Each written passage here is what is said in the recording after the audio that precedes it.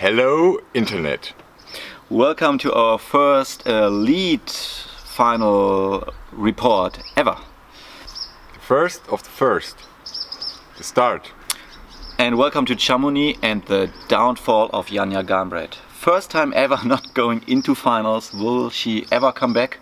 Will she ever make a final again? Or disappear in the mass. No one knows. We have to wait for this. But what we can promise you right now is a final without Janja. We also start with the second Lead World Cup because the first Lead World Cup in Villars was pretty boring. I missed it. I watched it, I tried to watch it, and 3 guys with the same result and 6 girls or 7 girls with the same result. Boring as hell, so we hope we can offer a better show here. We are not responsible for the show, even though we are route setters. We were never invited for Lead World Cup. Normally I get invited, but didn't check my email for 5 years. I don't know. These guys were putting up a show for Chaehyeon Seos, this girl from Korea who never entered a senior World Cup until last week ago when she finished second just behind Janja, and now Janja isn't starting.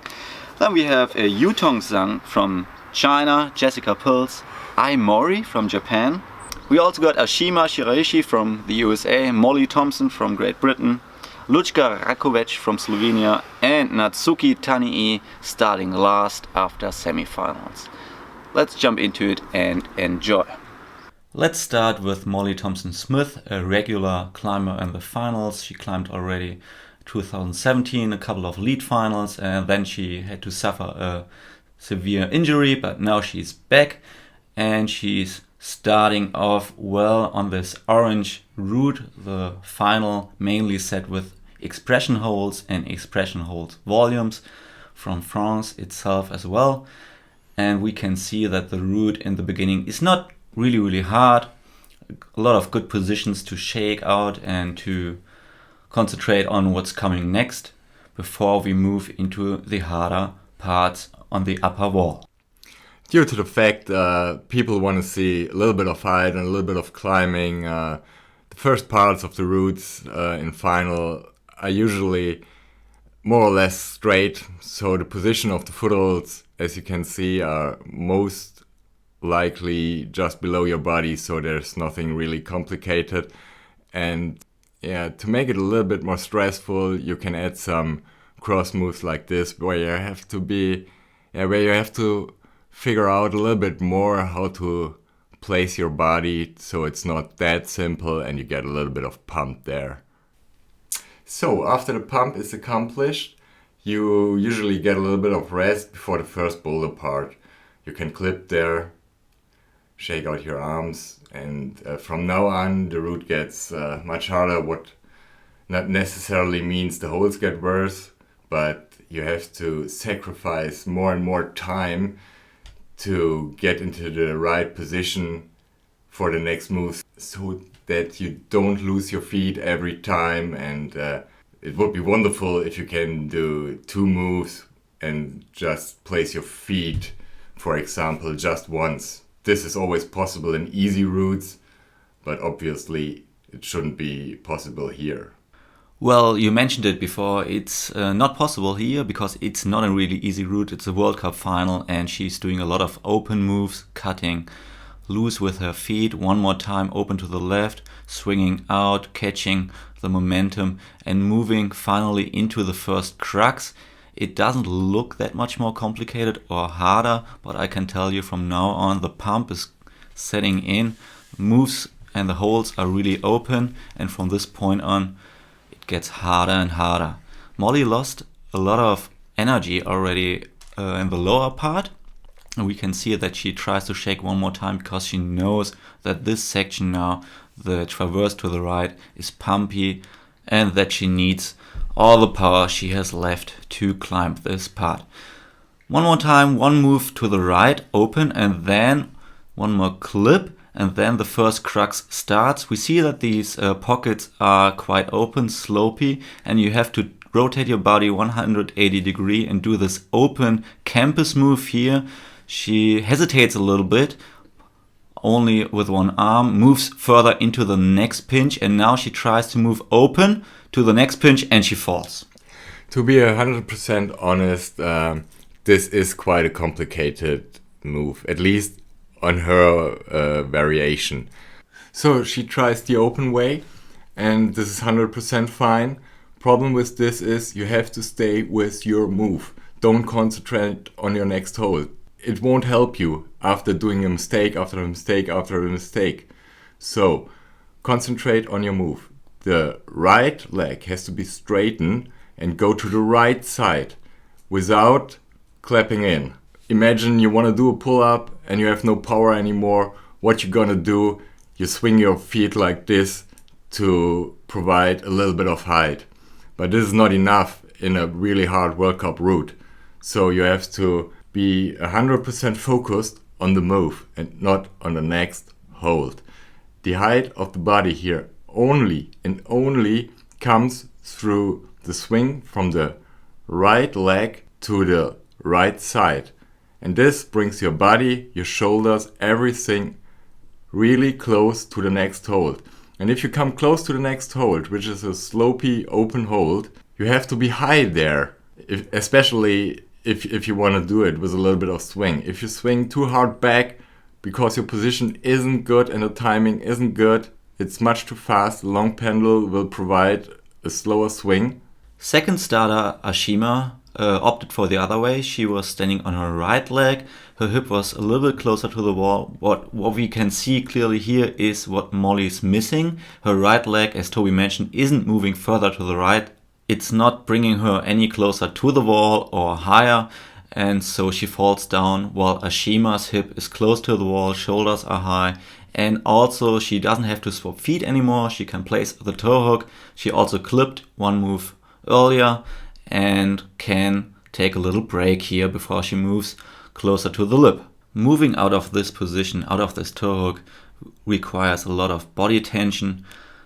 It's quite powerful to get out of this position and to the lip. We've seen it at the lower part, open moves right and left again. She has to bump here into the side pull. Everything is open. Jumping into this pocket, cutting loose, catching the swing on the volume. And now we're getting closer to the lip where the next hard move is awaiting us and Ashima. She is doing a double clip, saving power here. And from this position, she looks down to take a look at the time. She has 1 minute left and she moves to the volume, a right hand side pull and the left hand side pull, small screw-ons on the volume, a good foothold. And now one big move to screw on this next hold. She overshoots it, cannot hold it and falls down. Ashima reached a new high point, but also a really hard point, which we can see here in Mori's try, because she reached the same position a little bit earlier than Ashima. She has 1 minute and 45 left, moving with the left foot into the same position, and a different camera angle doesn't get the hold either. So the next move is really harder than it looks. The problem with this move in particular is that it is between a really far long move, which is the extreme point, and a static move. It's right in the middle.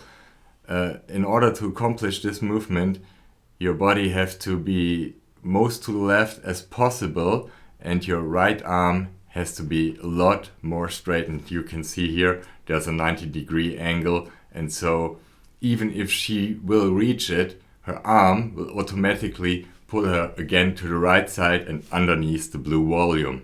And that's exactly what happened. She didn't open her right arm, still 90-degree angle. She's too short to reach the left hole. She doesn't open her body and she falls down. Same spot as Ashima. So we're going to join Lučka Rakovic here from Slovenia, who struggled a lot in the lower part compared to the other climbers. She had a leg injury and we can see here that she is not able to stand on this foothold here. She loses a lot of power and energy and she's not able to reach the next pinch. And here we have it again. The exact same mistake in the swinging point. She pulls with her arms upwards instead of using her leg to going sideways, which has to bring up your body position. Bye-bye. Coming next, reigning lead world champion Jessica Pilz from Austria climbed solid and easy up to this part, reaches the volume, and she is, in my opinion, I think she's the tallest competitor and also one of the strongest left in this final field. She's doing everything right, but still falls. Like you said before, Tobi, it's really important to open your arm and to move your hip really far to the left. And even though Jessica is the tallest, I guess, of these competitors, she still needs to open the right arm more to go further to the left. Even though she gets the hold, she doesn't control it. And this is really hard for the judges because I think she's slipping and tries to grab it again, but it's still not a hold which is held by her.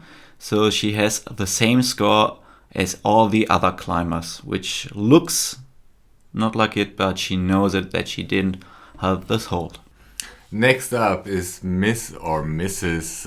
Yutong from China, and she brings up a very, very nice variation by placing her heel hook, and we really thought that she now would just cross with her right hand up to the next hold and maybe match it and go further, but unfortunately she decided to take the normal way. Her foot slipped, and yeah. I assumed the same because this position is, or looks at least, quite stable. Your heel hook is on this big hold and maybe you can match on the left side and cross over. Anyway, she falls at the same spot as Jessica, and due to a countback to semis and qualification, she is still leading the field right now. Okay, so far 4 climbers fell on the same move, and now we see Chaehyeon Seos, who came second last weekend, and she's still able to climb Youth A. Really impressive effort. She also falls on this move. It looks like she hit it a little bit too high and didn't hit it on the right spot. So due to countback, she is leading the field right now and only one more climber to go. Last climber out, Natsuki, is also a really young competitor. I think she's 15 or 16, and she's lacking a lot of determination, power, and especially a bouldering skill, just like engaging and doing long and far moves. She's not really powerful here, and because of this she's finishing in last place. Sorry, but next chance next week. Here we go again. This was quite lame, I have to say. All climbers falling on one move and then a count back to qualifications because the 3 top climbers also tied up in semi-final. That was quite boring. I agree, but to be fair, the route was cool. I liked it. It was fast route, was not so much about some crimpy positions or stuff like that, and it was a little bit too flowy, a little bit too nice. And to be fair, regarding the upper part on the route and the crux, it is a well-known thing. I mean, you try a boulder with a standing start and you can prepare easy from the ground, place your feet. Yeah, the move seems very, very easy. And then there's a quite silly sit start, and it's just, everyone knows, huge jug, make one move to the crux, and here we go. It is basically the same position. But now maybe your body position is a little bit more to the left or to the right side, and yeah, you're not that prepared.